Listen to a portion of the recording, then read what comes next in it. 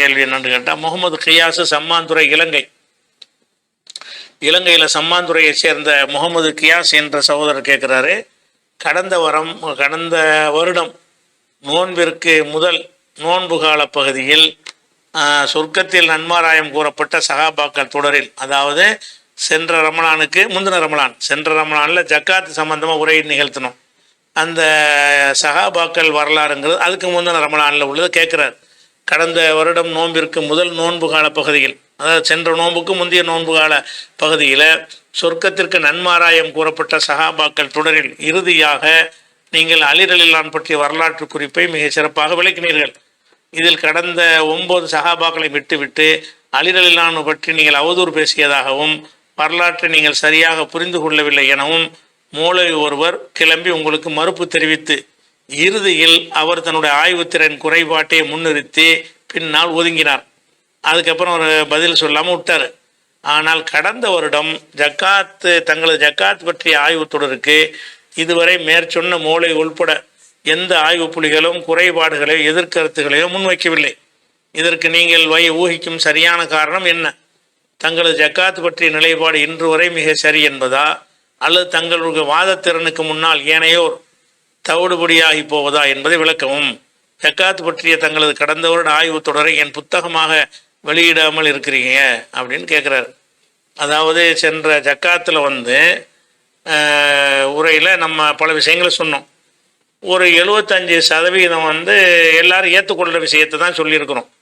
ஒரு 25% ஏற்றுக்கொள்ளாத விஷயங்கள், இவங்களுக்கு மாற்றமான விஷயங்களை சொல்லியிருக்கிறோம். அதுக்கு தானே மறுப்பு சொல்லணும்.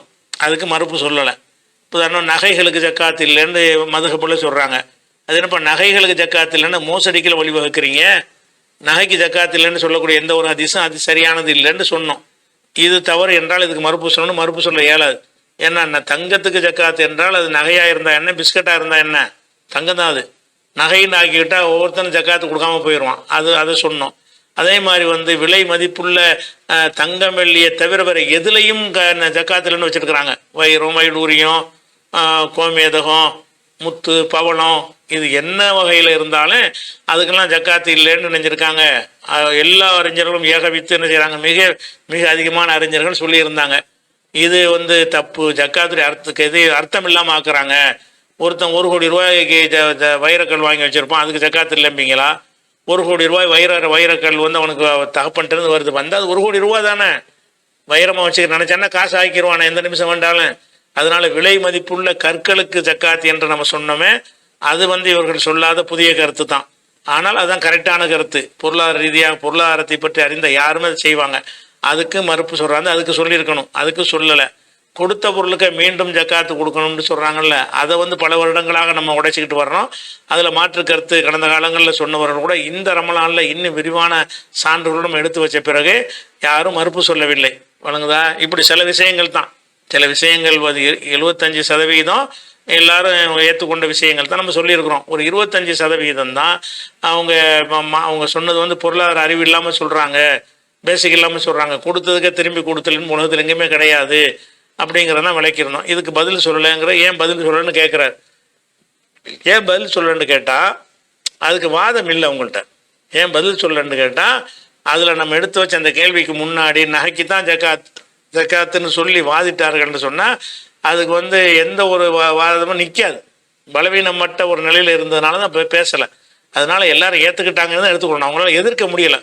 உள்ளுக்குள்ளே ஒரு பிடிக்காமல் இருந்தால் கூட இதை எதிர்க்க முடியாது, இது சொல்லக்கூடியது கரெக்டாக தான் இருக்கிறது என்று தான் எடுத்துக்கொண்டார்கள். வாதத்திறமை அப்படின்லாம் கிடையாது. வாதத்திறமையெல்லாம் எத்தனை எடுத்துக்கிட்டு தான் இருக்கிறார்கள். வாதத்திறமையை கொண்டுலாம் நிற்கிற ஹக்குங்கிற அடிப்படையில் தான் என்ன செய்கிறது, அவங்கள்ட்ட பதில் இல்லாதனால எதிர்க்காமல் இருக்கிறார்கள். நூலாக வெளியிடலையான்னு கேட்டால் இன்ஷா அல்லாஹ் ஒரு சகோதரர்கிட்ட அந்த பொறுப்பை ஒப்படைச்சிருக்கிறோம். அந்த வீடியோக்கள் எல்லாம் கேட்டு அதை தமிழ்லையும் ஆங்கிலத்தையும் தமிழில் எழுதி ஆங்கிலத்தில் மொழிபெயர்த்து தருமாறு கேட்டிருக்கிறோம். அதை தந்துட்டாங்கன்னு சொன்னால் இன்ஷா அல்லாஹ் நூலாக புக்காக வெளியிடாவிட்டாலும் பிடிஎஃப் வடிவில் இன்ஷா அல்லாஹ் விரைவில் என்ன செய்வோம். ஏன்னா புக்கு அதிக பக்கம் வரும்போது விலை கொடுத்து வாங்க மாட்டாங்க, நிறைய முதலீடு பண்ணணும். பிடிஎஃப்னா அவங்க ஓப்பன் பண்ணி பார்த்துக்கிடுவாங்க, சிஸ்டத்தில் வச்சுக்கிடுவாங்க, செலவு இருக்காது. அதனால அதுக்கு முயற்சி நடந்து கொண்டு இருக்கிற இன்ஷா அல்லாஹ் பாவம்.